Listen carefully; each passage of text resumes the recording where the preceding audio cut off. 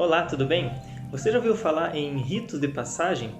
Você acha que é importante ter um momento especial, um momento marcante que passa da criança para uma fase adulta?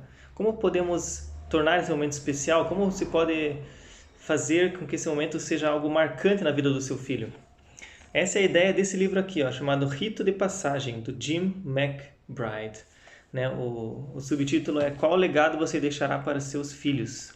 E ele conta da experiência dele. Então ele é um pai de 4 filhos, são 2 meninos e 2 meninas, e como ele fez um rito de passagem, um momento marcante em que ele reconhecia que os filhos passaram da fase de criança e são agora adultos.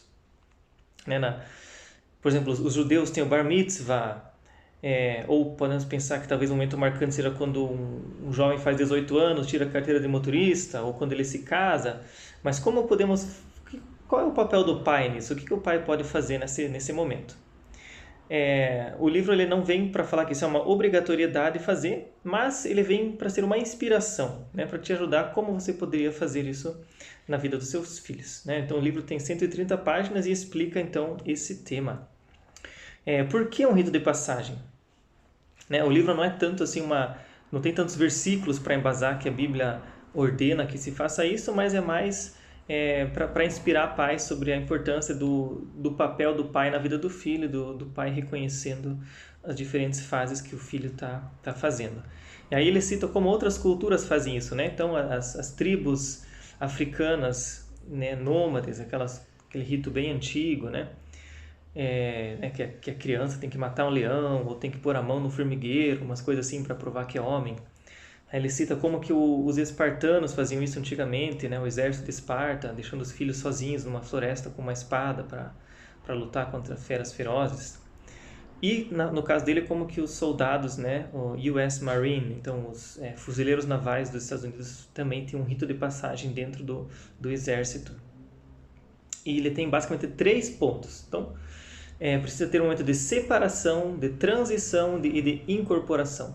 Então, número 1 é separação. O filho precisa ser, ou a filha, retirado do seu ambiente familiar comum para um momento especial. Então, ele fala, no caso dele, então, os filhos, os homens, ele levou para um bosque, e as filhas meninas ele levou para uma igreja para fazer esse ritual.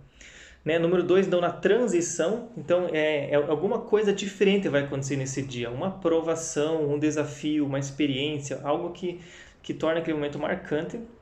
E depois a incorporação, que é trazer ele de volta. Então, né, no caso do autor, foi fazer uma refeição com a família, né, dizendo, agora meu filho é homem, eu abençoo ele, eu vou orar por ele, vou dar um presente especial para ele.